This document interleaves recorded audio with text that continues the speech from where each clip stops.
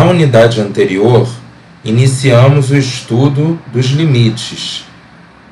Lá, o objetivo era você ter uma função e você estudar qual era o comportamento dessa função quando a variável x do domínio se aproximava cada vez mais de um determinado número. A partir dessa unidade, nós vamos estudar um problema um pouco diferente. Nós também vamos começar com uma função, mas vamos analisar o seu comportamento quando a variável x aumenta cada vez mais, né? Então, o que será que acontece com a função quando x passa de 1 milhão, depois passa de 1 bilhão, 1 trilhão, né? Ou seja, vai aumentando indefinidamente, né? Então, a gente quer estudar o que acontece com a função numa situação dessa, tá? Esse tipo de situação vai ser um caso particular do que a gente vai chamar de limites envolvendo o infinito. Então, vamos lá. Bom, então vamos começar com uma situação problema envolvendo juros sobre um capital investido. Então, vamos supor que a gente, de forma hipotética, emprestou R$1, né, a um juro de 100% em um ano. Qual vai ser o montante final? Bom, o montante é exatamente o capital acumulado, né? O capital mais o juro. Então, a gente vai obter o capital inicial mais o juro de 100% em cima desse R$1.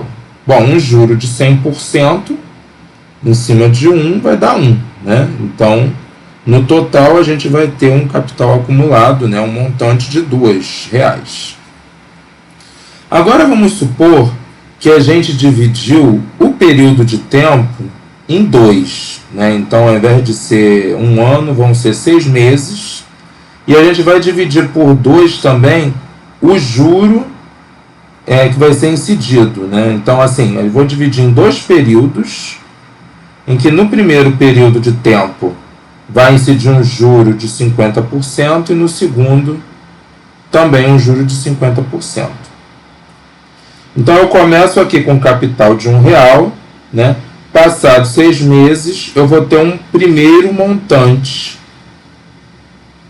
aqui, que vai ser o resultado desse capital com esse juro de 50% que vai ser acumulado, né? Então, o primeiro montante vai ser o R$1 que eu tinha no início, mais o juro que vai incidir sobre ele, né?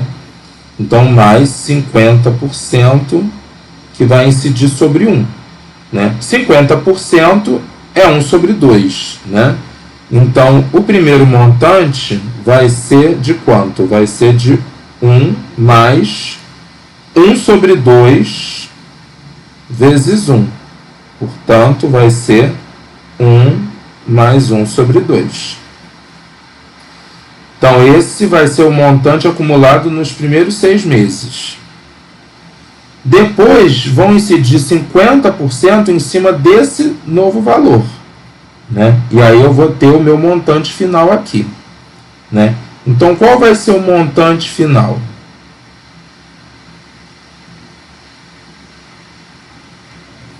O montante final vai ser o que eu tinha antes, né? O M1, mais esses 50% que vão incidir sobre o primeiro montante, né? Então, mais 50% de M1. Ora, então isso vai dar M1 mais 1 sobre 2 vezes M1, porque 50% de alguma coisa é você multiplicar pela metade, né? Fazer a metade desse montante.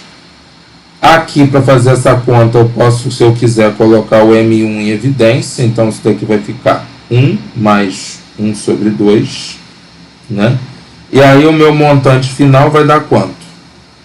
Né? Ora, o M1 ele já é exatamente isso, 1 mais 1 sobre 2.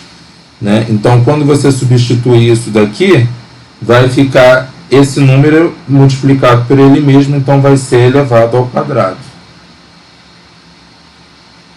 Certo? Então, isso daqui é o que a gente vai receber depois de passado um ano. Quanto vale isso daqui? Bom, isso daqui, se você fizer a conta, vai ver que vale 2,25. Então, a gente vai ter ganho, né, mais do que R$2, né, nessa nova situação.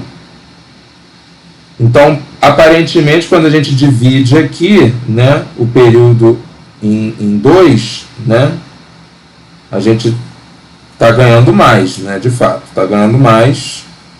E será que se eu dividir em mais, né, em mais meses, né, eu vou ter um rendimento maior? Então, digamos que eu peguei agora um ano e dividi em 4 períodos, certo? E aí eu peguei aquele juro de 100% e dividi 25%, né? Dividi por 4 para incidir em cada período. Então, vamos lá. Começando com capital inicial de 1. Passado o primeiro período, vai incidir 25%. Qual vai ser o montante que eu vou obter? Vai ser o capital inicial mais 25% desse capital. Como 25% é a mesma coisa que 1/4, então isso vai dar o quê? 1 mais 1/4 de 1, né? Que é igual a 1 mais 1/4. Então, esse daqui vai ser o primeiro montante passado esse primeiro período de tempo. Aí, agora, vai incidir, né, depois do segundo período de tempo, 25% em cima desse capital acumulado aqui. Então, quanto que a gente vai ter no segundo montante? A gente vai ter o primeiro montante mais 25% desse primeiro montante, que vai dar M1 mais 1/4 vezes M1. Aqui eu posso colocar o M1 em evidência, né? Então isso vai dar 1 mais 1/4. E repara, o M1 dá exatamente isso que está aqui, né? Então quando eu substituir esse valor, vai ficar ao quadrado, né? Então eu vou obter o segundo montante, que vai ser 1 mais 1/4 elevado ao quadrado. O terceiro montante vai ser o quê? Eu vou pegar o segundo e vou fazer incidir 25% em cima desse segundo montante. Então, o que eu vou obter aqui vai ser o que eu tinha antes, mais 25% desse montante, que vai dar 1/4, né? M2 mais 1/4 vezes M2. Eu boto o M2 em evidência de novo. Como o M2 é 1 mais 1/4 ao quadrado, quando eu substituir aqui e multiplicar, vai ficar elevado ao cubo. Então, eu vou obter o terceiro montante, que vai ser 1 mais 1/4 elevado a 3. Prosseguindo dessa forma, eu vou concluir que o montante final vai ser exatamente 1 mais 1/4 elevado a 4. E isso daqui vocês podem calcular, uma calculadora científica, ele dá aproximadamente 2,44. Ou seja, do caso anterior houve um aumento, né? Então a pessoa pode pensar assim, então quanto mais eu dividir, mais eu vou ganhar, né? Esse período de tempo. E será que tem como a gente ganhar sempre bastante, né? Assim, conforme eu for dividindo, né? Bom, a princípio vocês podem achar que não, né? Porque repara que o aumento foi muito pequeno, né?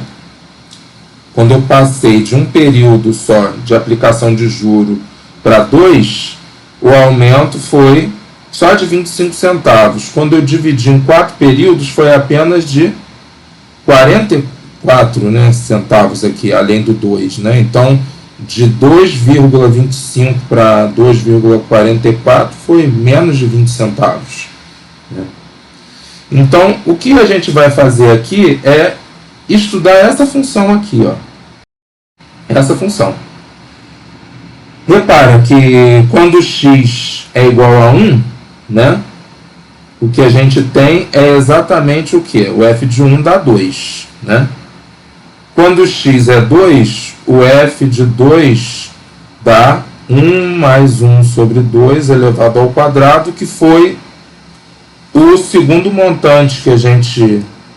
o montante final que a gente achou aqui nessa segunda situação. E quando x é igual a 4, o que a gente encontra é exatamente o montante final deste caso, onde a gente dividiu o ano em 4 períodos. Né? Então, aqui isso dá 2,25, aqui isso dá aproximadamente 2,44. E aí, uma pergunta natural que a gente pode fazer é o que acontece quando a gente aumenta o x cada vez mais. Né? Então, o que vai acontecer com f de x nessa situação? Então, vamos dar uma olhada numa construção que eu vou fazer no GeoGebra.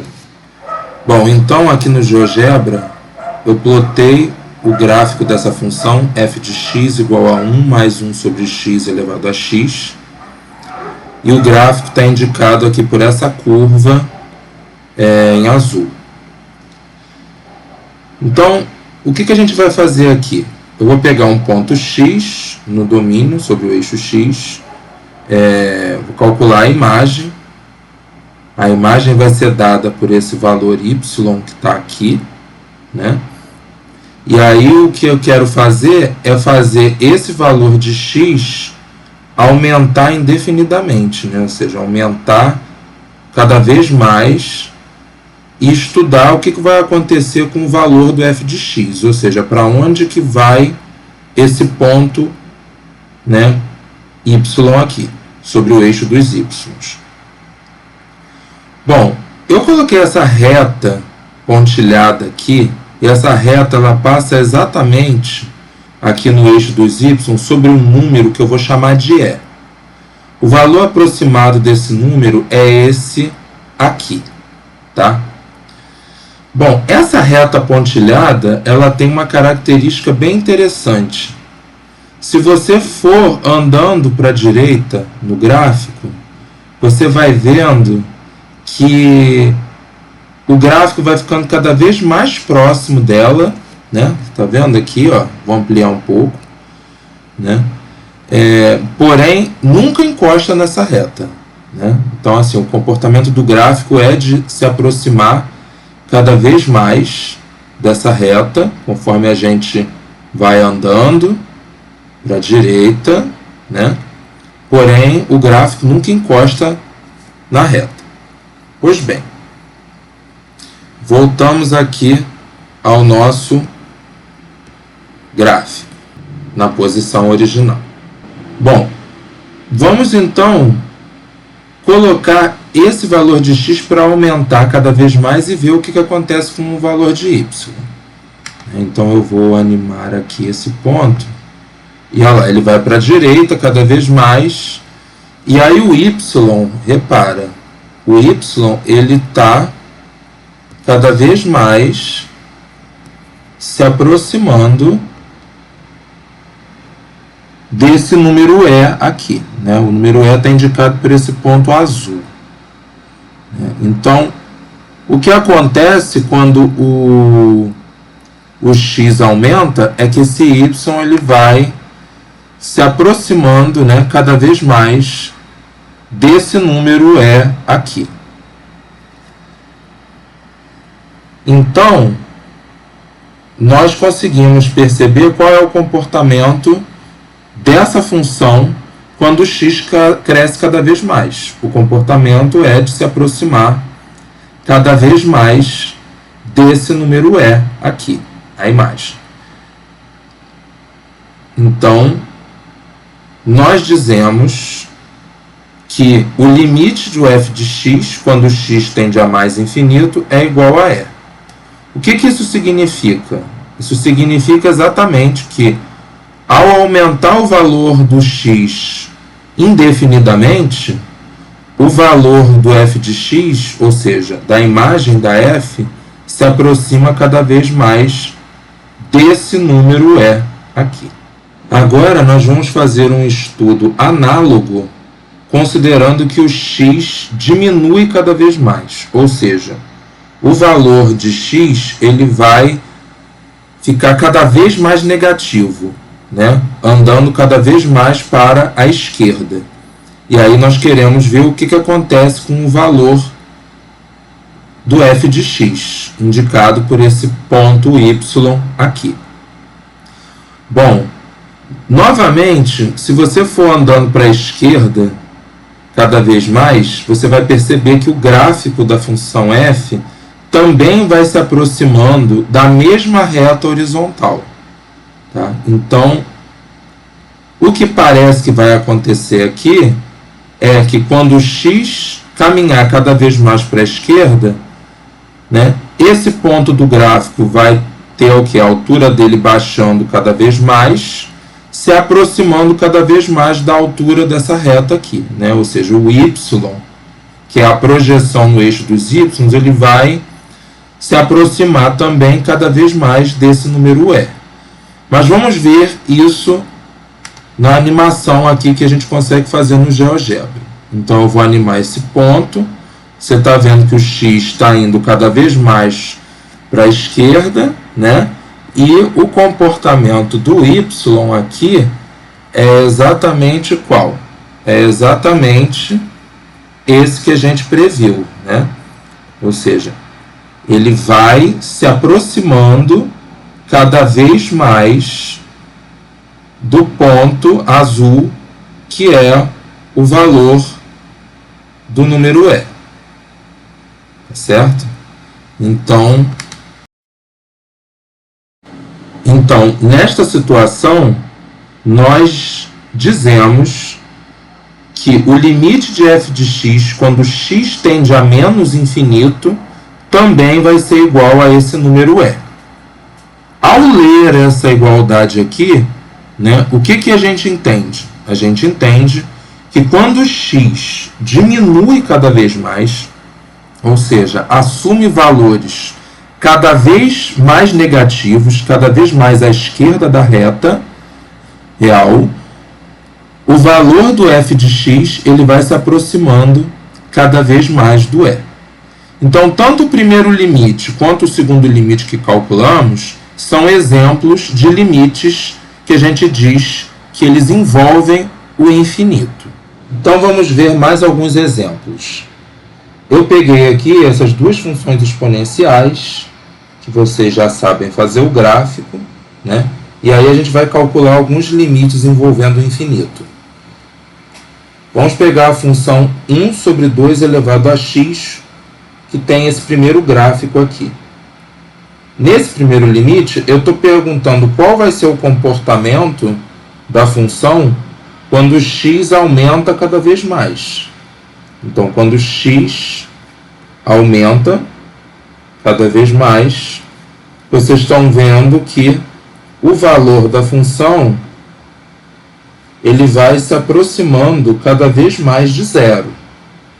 Porque o gráfico da função exponencial de base 1 sobre 2, ele vai, né, a linha do gráfico vai se aproximando cada vez mais do eixo do x, portanto a altura dos pontos dos gráficos vai se aproximando cada vez mais de zero, né? Então esse limite vai ser igual a zero. O segundo limite pergunta o que vai acontecer com o valor da função 3 elevado a x quando x diminuir cada vez mais. que é que x tende a menos infinito. Então você vai pegar o gráfico da função, vai fazer o x andar para a esquerda, né, cada vez mais, então o x vai diminuindo cada vez mais, e você vai ver o que acontece com o valor da f quando você faz isso, né? Bom, e aí o valor da função, né, você vai vendo aqui que ele vai, conforme a gente vai andando com x para a esquerda, ele vai também se aproximando cada vez mais de zero. Então, esse limite também vai ser igual a zero. Agora, o que vai acontecer quando eu pegar essa segunda função aqui e fizer o x aumentar cada vez mais, né? Ou seja, o x tender a mais infinito. Então, quando o x aumenta cada vez mais, você repara que o valor da função ele também vai aumentando cada vez mais, sem controle, né? Quanto mais você aumenta o x, mais a função aumenta. Neste caso, nós vamos dizer que esse limite vai ser igual a mais infinito. Então, o que essa igualdade significa? Que quando x aumenta cada vez mais, o valor da função também aumenta cada vez mais. Para concluir aqui, a gente vai analisar o que acontece com a primeira função quando o x diminui cada vez mais, ou seja, quando o x tende a menos infinito. Então, quando o x diminui cada vez mais, né, a gente pode perceber que o valor dessa função aumenta cada vez mais, né? Então, também esse vai ser um caso em que a gente vai dizer que o limite é igual a mais infinito.